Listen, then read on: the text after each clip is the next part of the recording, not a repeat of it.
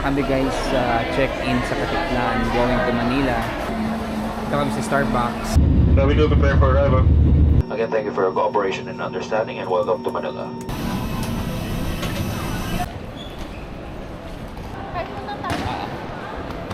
Basta kami na immigration guys. We still have 1 hour before the boarding. May Shake Shack na dito. So kakain muna kami. Meron ng Shake Shack. Last time nandito kami wala pa eh. Shake Shack daw kami guys. Guys, hindi ko lang kung nilipat ata yung Starbucks. Wala na dito sa tabi ng Tapa King. Burger. Sarap.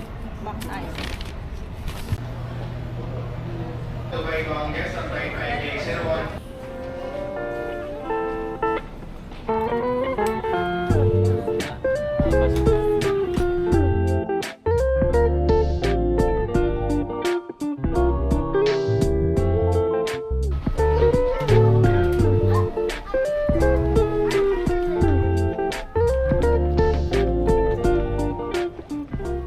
Tagalan kami sa immigration. Haba ng pila. We're here at Kansai guys. First order of business is to withdraw guys. Hanapin natin yung ATM. Punta tayo ng second floor to withdraw muna. Tapos bababa ulit tayo to buy the SIM cards. 7 bank guys. So gumagamit kami ng GCash no. Kasi mas maganda yung conversion. Ito yung second floor guys. Dito kami nag-withdraw yan. Dito.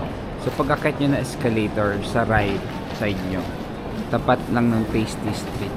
So kapag mag-withdraw kayo, make sure na ang pipili nyo is yung Japanese yen para mas mababa yung conversion. Kasi pag peso, ang taas ng conversion niya. Meron dito parang food court ng Tasty Street guys. Ito yung itsura ng loob ng Tasty Street guys. Ako na ba namin? Kumain muna kami guys. After mag-withdraw, sobrang gutom na lahat. Okay na. Okay. First proper meal guys, curry. Ito yung curry namin.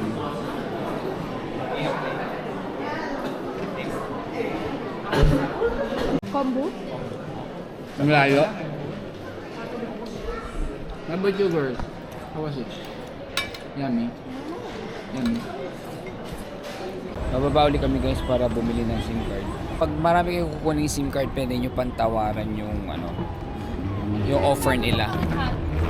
Kailan marunong ka maghagil. So yung 6.5 na SIM card, nakuha lang namin ng 5.5. Unlimited na yung 5G. For 12 days. Tapat sa aircon. Ang lamig guys. Grabe. Parang ref. Sobrang lamig. Ano na ngayon? 8 PM dito. 8:35 na dito guys. Sobrang lamig. So next stop natin is kukuha na tayo ng Icoca card. Tapos Nankay, magna-Nankay kami. Iba yung card ng Nankay. Ticket siya, ticket pala, hindi siya card. Hindi siya card, ticket siya. Hi guys, we're in the Nankay Rapid. I-charge yung Rapid. We're here at Namba Station. Midori Line. Morning guys. So hindi na ako masyado nakapag-vlog kagabi. Sobrang lamig. Tas ang dami naming gamit. And hinapa na yung Airbnb. So catch up nyo kami mamaya. So today is 1 degree ngayong umaga. Kagabi it's around 5. Sobrang lamig talaga guys.